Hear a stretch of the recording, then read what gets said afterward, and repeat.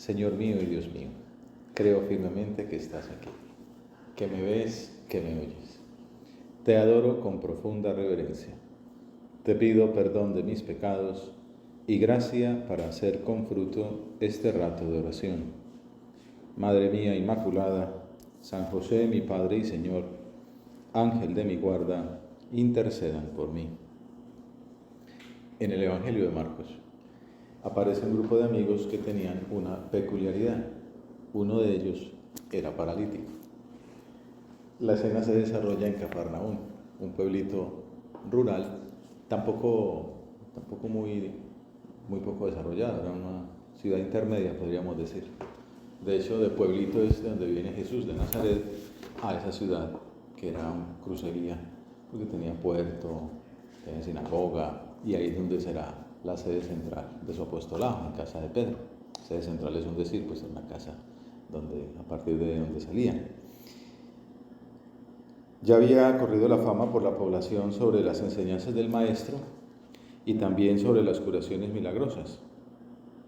De hecho, según narra San Lucas en el pasaje paralelo, estamos hoy considerando San Marcos, también estaban sentados unos fariseos y maestros de la ley, ahí en primera fila, venidos de todas las aldeas de Galilea, o sea, esa parte del norte que es donde está Cafarnaún y Nazaret, de Judea, que es la parte del sur, en la cual está Jerusalén, la capital. Quizás el grupo de camaradas venía de otro pueblo, Santana diríamos hoy aquí, pues ya antes Jesús había curado prácticamente todos los enfermos de la ciudad que lo hospedaba, ciudad pequeña. El caso es que estos hombres, animados por el prestigio que había adquirido el huésped de Pedro, se decidieron a llevar a su compañero a esa casa. Es normal que una persona quiera servir a sus amigos más necesitados, pero también puede pasar que ese servicio cueste más de lo que inicialmente planea. Uno se compromete con algo y ya cuando se mete en el cuento surgen inconvenientes que animan a dejar la tarea o que ponen difícil la comenzada. Así le sucedió a estos muchachos. San Marcos cuenta que se supo que estaba en casa y acudieron tantos que no quedaba sitio ni a la puerta. Una casa como esta, así, Jesús hablando, los de primera fila, gente en el suelo, gente en las ventanas, gente allá afuera, pues no había sistemas de altavoces. Eso hace pensar que Jesús también tenía muy buena voz, una consistencia física. Algunos dicen que si era chiquito, flaquito, dicen no, pero un chiquito, flaquito no se cuenta 40 días de ayuno y no tenía esa potencia para que lo llevaran tantas personas. Los 5 amigos no contaban con este obstáculo de la multitud. Tal vez alguno pensó en volver a casa, regresar otro día que hubiera menos afluencia. Pero otro, quizá el mismo paralítico, lleno de esperanza, diría que había que aprovechar esa ocasión. No fuera a ser que el maestro se fuera lejos. Sigue narrando Marcos que vinieron trayéndole un paralítico llevado entre 4 y como no podían presentárselo por el gentío, ¿qué hacer ante esa circunstancia? Levantaron la techumbre encima donde él estaba, abrieron un boquete, imagínense que en este momento empiece a caer aquí piedritas del techo o pajas, pues, y descolgaron la camilla donde yacía el paralítico. Es todo un montaje de estos hombres, no sin peligro para la integridad del paralítico. Miren que le chorrea y el milagro sería otro. Seguramente muchos de los allí presentes se molestarían porque la maniobra interrumpió unas palabras de Dios, de las que ellos eran testigos privilegiados. Están estas autoridades que se molestan con esa religiosidad popular, diríamos hoy. Alguno quizá pensaría que el mismo Señor se podría incomodar por esa perturbación intempestiva. Veamos, sin embargo, cuál fue la reacción del maestro cuando al fin el enfermo ahí fue bajando gradualmente hasta tocar el piso. ¿Qué le dijo Jesús cuando el enfermo tocó tierra? Viendo Jesús la fe que tenían, le dice al paralítico: Hijo, tus pecados te son perdonados. ¿Cómo nos sorprendes, Señor, cada día? Quizás esperábamos de tu benevolencia una sonrisa de aprobación y en cambio pronuncias unas palabras que nadie esperaba. te piden una disculpa por la molestia y tú te adelantas con el perdón de los pecados. ¿Cuántas personas de entre los amigos del paralítico, sus parientes, se habrían planteado esa necesidad? Quizás ninguno, o solo Dios sabe. El alma de aquel hombre suspiraba por la misericordia divina, tal vez pensando, de acuerdo con la mentalidad de su tiempo, que esa enfermedad se debía a sus pecados y a los de sus mayores. Benedicto XVI explicaba que al obrar así, Jesús muestra que quiere sanar ante todo el espíritu. Dice, el paralítico es imagen de todo ser humano al que el pecado le impide moverse con libertad, caminar por la senda del bien, dar lo mejor de sí. Y ahí entonces el paralítico somos cada uno de nosotros, todos. En efecto, el mal, anidando en el alma, ata al hombre con los lazos de la mentira, la ira, la envidia y los demás pecados, y poco a poco los paraliza. Por eso Jesús, suscitando el escándalo de los escribas presentes, dice primero, tus pecados quedan perdonados. Podemos considerar en nuestra oración que tú y yo no solo somos esos amigos que llevan a Jesús, al paralítico a Jesús, sino que también somos el paralítico mismo arrojado por las culpas, necesitado del perdón. Al ver Jesús la fe de ellos, dijo, Hijo, tus pecados te son perdonados. Para algunos pudo suponer un fracaso, tanto esfuerzo para una simple fórmula penitencial. Nos parece que, hijo, levántate y anda, toma tu camilla, como en otra ocasión. Para los escribas, en cambio, como los expertos en la ley y en la escritura, fue ocasión de escándalo. Unos escribas que estaban allí sentados pensaban para sus adentros, ¿por qué habla este así? Blasfema. ¿Quién puede perdonar los pecados sino solo uno, Dios? La verdad es que estas autoridades no concluyeron bien el silogismo, que con un poco de fe podría haber sido así. Si este hombre perdona los pecados, es porque estamos frente a Dios. Hace falta mucha humildad para reconocer que necesitamos ese perdón del Señor. Bueno, en este caso, para reconocer que aquel al que buscaban lo tenían allí presente. Seguramente la sensación del minusválido fue muy distinta. Como decíamos en la oración, uno debe meterse ahí como un personaje, y antes nos metíamos como el personaje del amigo que tiene que esforzarse para llevar al necesitado ante Jesús, pero ahora podemos sentirnos nosotros esos necesitados, imaginarnos cómo sería la sensación ahí en el descenso, el que sube un poco de acrofobia cuando sube a alturas, alguno habrá tenido esa sensación. Pues imagínese estar sostenido por 4 cuerdas, como uno falle, pues se echa todo a perder. Pues al caer allí a tierra y escuchar a Dios mismo que lo miraba a los ojos, sonriendo, quizás llamándole por su nombre, le dice, Hijo, tus pecados te son perdonados. Pues nos imaginamos, ¿no? Como lo experimentamos nosotros cuando nos confesamos, esa tranquilidad, esa inocencia recuperada que todos advertimos después de la confesión. Quizá este puede ser el primer propósito, tener la misma fe de aquellas personas para acercar a nuestros amigos al sacramento de la penitencia. Hablamos de ser apostolado, pues obviamente lo primero es poner al alma en paz, limpia.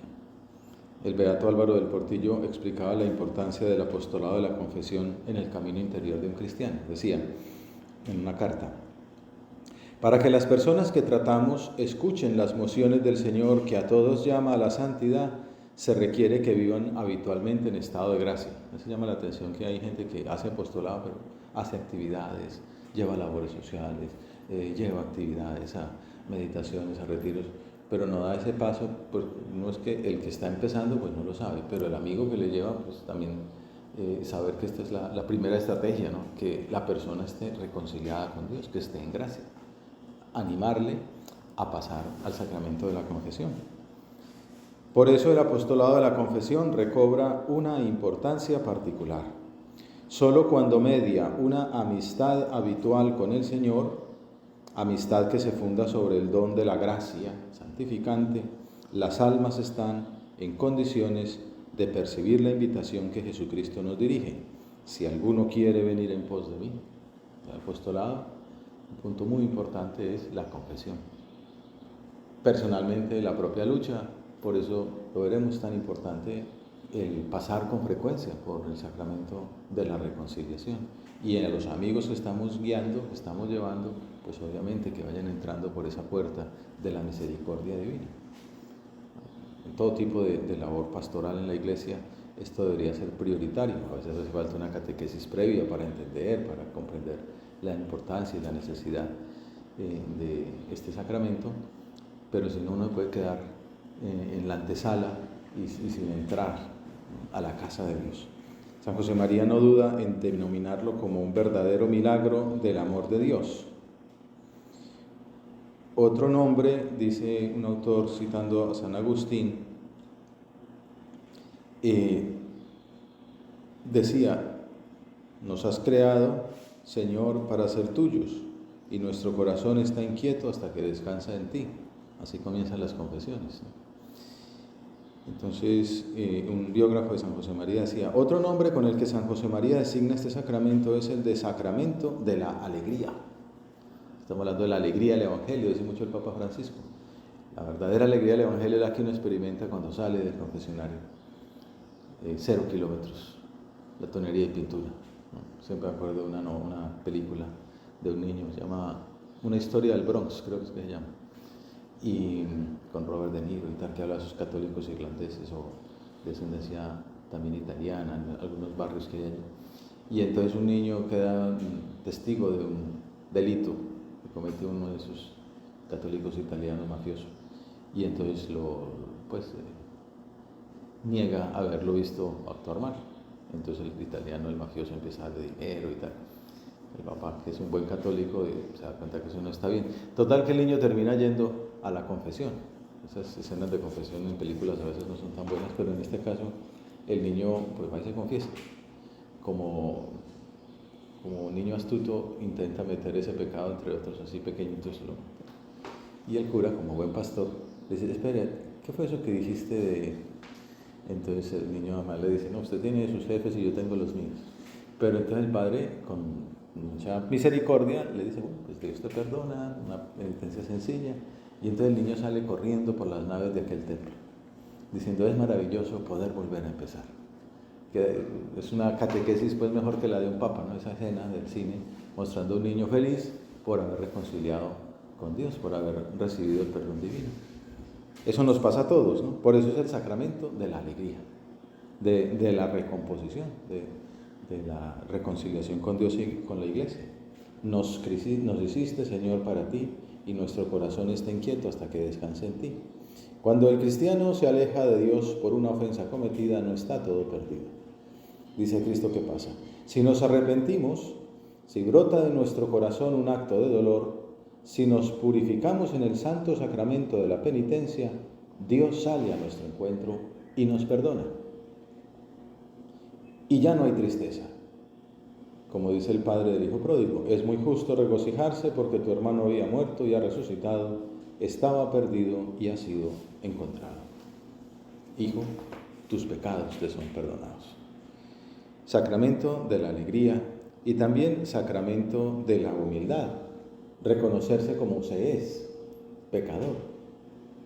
Una entrevista de un famoso futbolista en Italia, y decía eso: no me arrepiento de nada. A veces pasa eso, ¿no? Las grandes luminarias de la farándula, en las entrevistas prefabricadas, algo de lo que se arrepienta: no me arrepiento de nada. Otra anécdota me viene a la mente, me contaba un sacerdote mayor de algún diálogo con taxistas. Encontré con un taxista, efectivamente, aunque el apostolado normalmente es con los amigos, pero bueno, si lo ponen ahí a uno y se presta, pues a veces se da la ocasión de hablar de estos temas, de su vida espiritual, de su situación con Dios. Y entonces le preguntó el sacerdote: ¿y usted hace cuánto no se confiesa? Entonces el taxista le dice: hace muchísimos años, yo no peco. Entonces, claro, el cura, ante esa evasiva, ¿cómo reacciona? Diciéndole: Señor, ¿me puede dar un autógrafo? Usted es un hombre excepcional.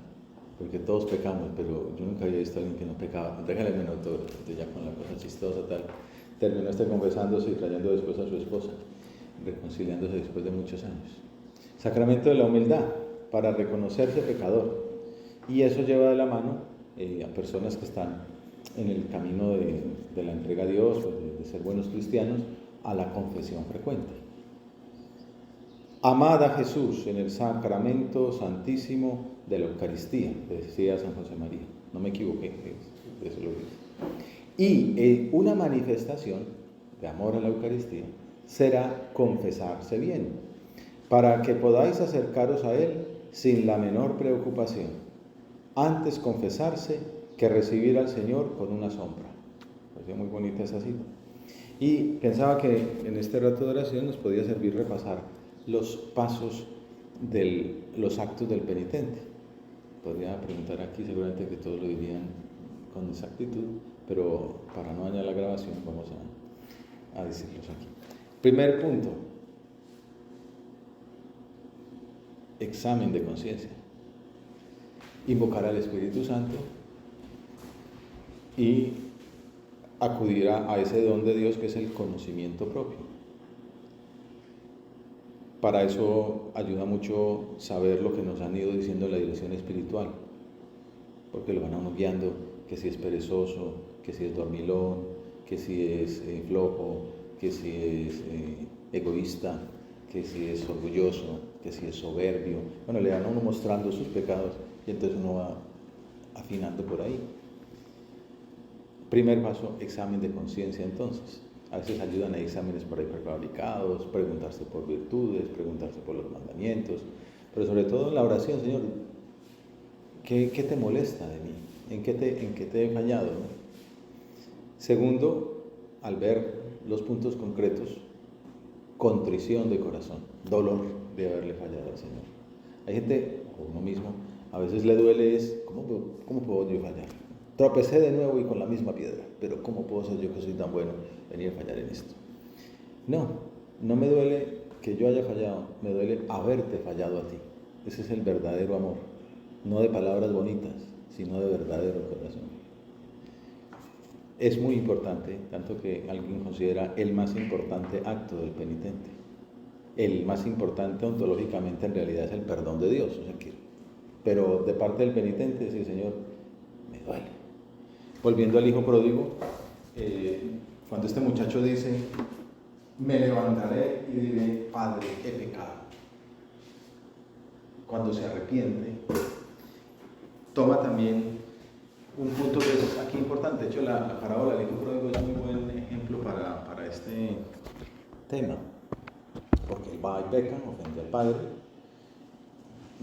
recibe las consecuencias de la pobreza, de ser inferior a un cerdo, que es un ejemplo muy duro para un judío. Deseaba saciarse con las sobras de las algarrobas de los marranos. Pero estando allí, cae en la cuenta, hace examen, se duele de haber ofendido a su padre y dice, ¿qué dice? Me levantaré e iré donde mi padre. Eso técnicamente se llama propósito de la enmienda, no de la almendra, como le decía San José María cuando era niño. Propósito de la enmienda, del arreglo, de la reparación. Me levantaré, iré, pediré perdón. Que eso es la lucha ascética. Es decir, hombre, si robé una joyería, un ejemplo que me gusta poner así como por tonto, porque unos malos amigos me llevaron por esos malos caminos, entonces el propósito de enmienda será, dejo de salir con esos malos amigos que me llevan al camino del mal.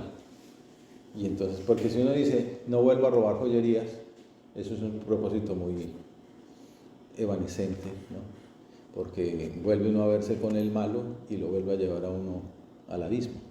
Entonces lo dices, corto con el que me hace daño, y entonces eso es un propósito concreto. La lucha ascética, que no es solamente evitar pecados, está bien decir, bueno, esta amistad me hace daño,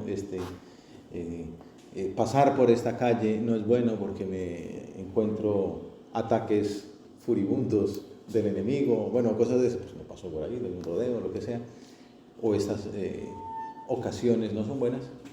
estas páginas no me sirven, o navegar a esta hora no es bueno, saca uno el propósito, pero sobre todo lo más importante es luchar en virtud, ganar en virtud, crecer en templanza, crecer en laboriosidad, crecer en orden, y entonces ya esos son propósitos concretos de enmienda. Por amor de Dios voy a ser mejor persona, para ser mejor hijo suyo. Desde luego incluye el apartar las ocasiones de pecado. Pues si yo sé que tal persona me hace daño, pues mejor no entro por ahí. Entonces los pasos eran ¿cuál? El primero, examen de conciencia. El segundo, contrición de corazón, muy bien. El tercero, propósito de la enmienda, perfecto. El cuarto, la confesión, propiamente, que se suele recomendar las 4 Cs: clara, concisa, concreta, completa. Está. Pues el hijo pródigo va a confesar y dice, no, es que mi papá siempre uno le echa culpas al otro, es muy tal, mi hermano es pesado, y dice, no, pero ¿cuáles son? A veces el penitente dice, perdóname, tengo una pregunta así, ¿y cuáles son tus pecados? Entonces, claro, ¿no? Yo le pedí a mi papá la mitad de la herencia, yo fui un mal hijo, la dilapidé con malas compañías, y vengo a pedir perdón porque eso estuvo mal hecho. Listo, clara, concisa, concreta, completa. El diccionario ayuda a entender esos significados, ¿no? Precisa, sincera. Y luego se puede llevar lo que uno ha dicho en la confesión concreta a la dirección espiritual para que nos puedan ayudar más.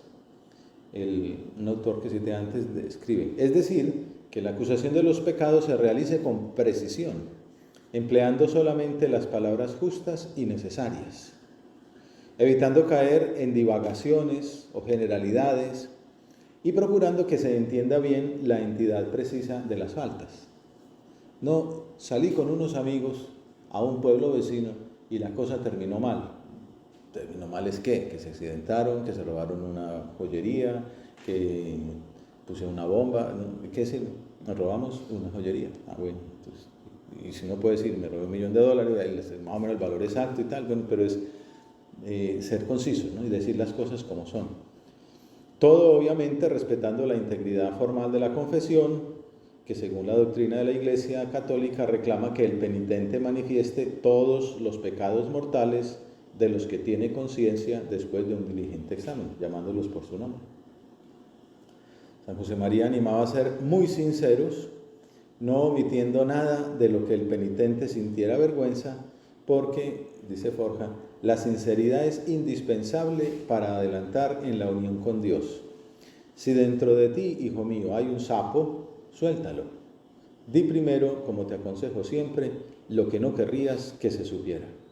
Una vez que se ha soltado el sapo en la confesión, qué bien se está. Es una famosa anécdota de una persona que se iba a confesar y que se le salían como un zapote ahí que salía, pero volvía a entrar y iba soltando pues lagartijitas ahí de nada.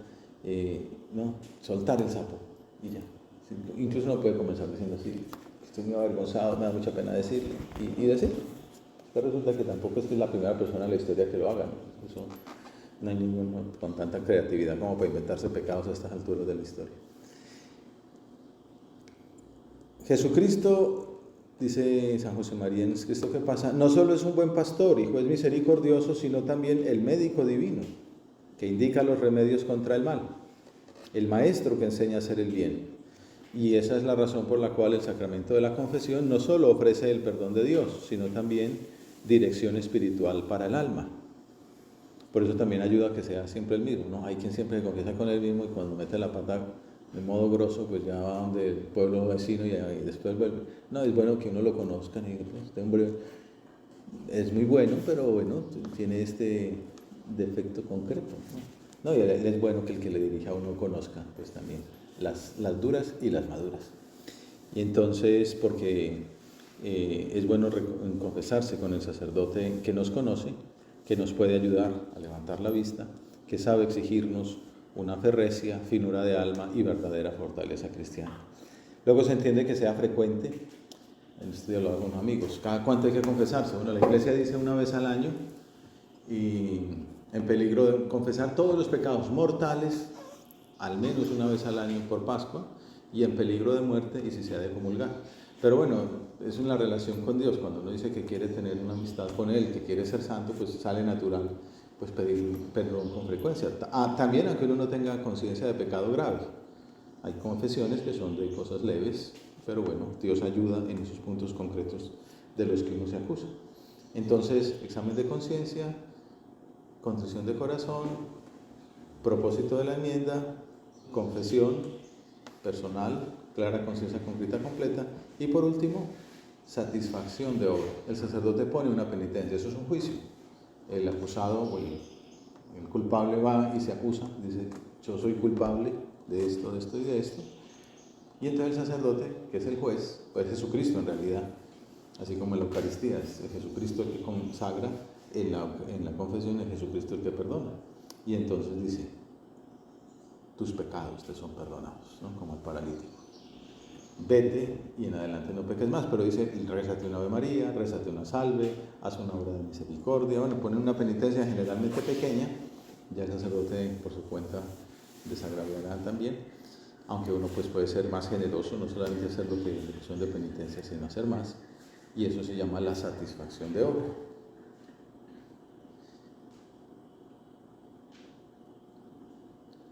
Entonces, es lo que pasó en este caso de los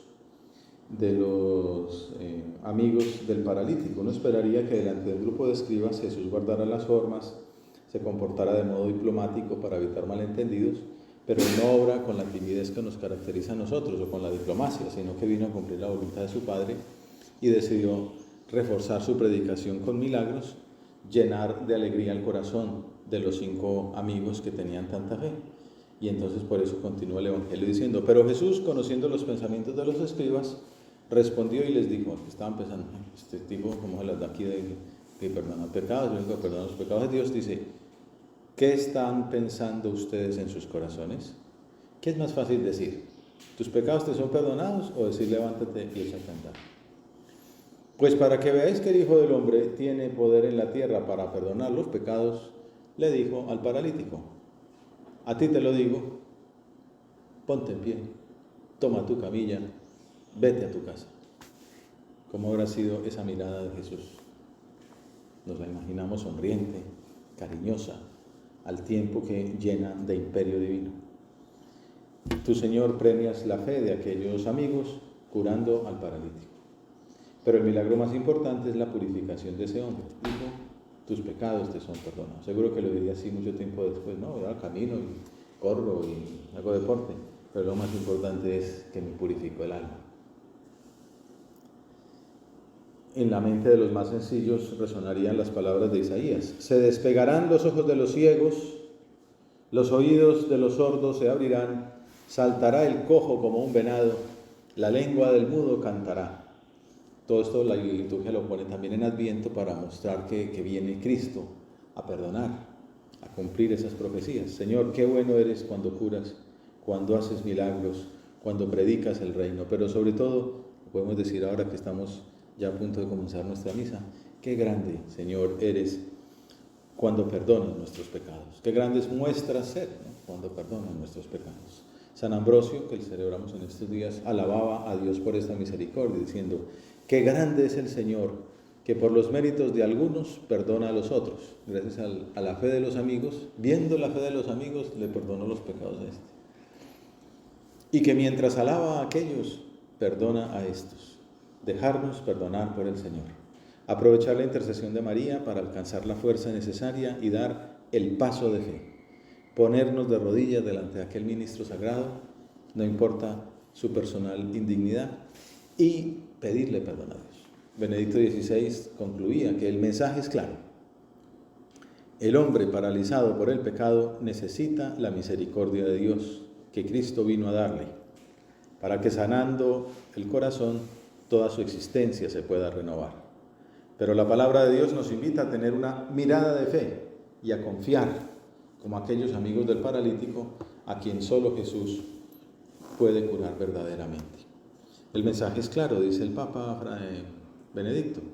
Necesitamos la misericordia del Señor y Dios nos la ofrece como al paralítico en el sacramento de la penitencia. El amor de Dios, concluye, es la verdadera fuerza que renueva el mundo.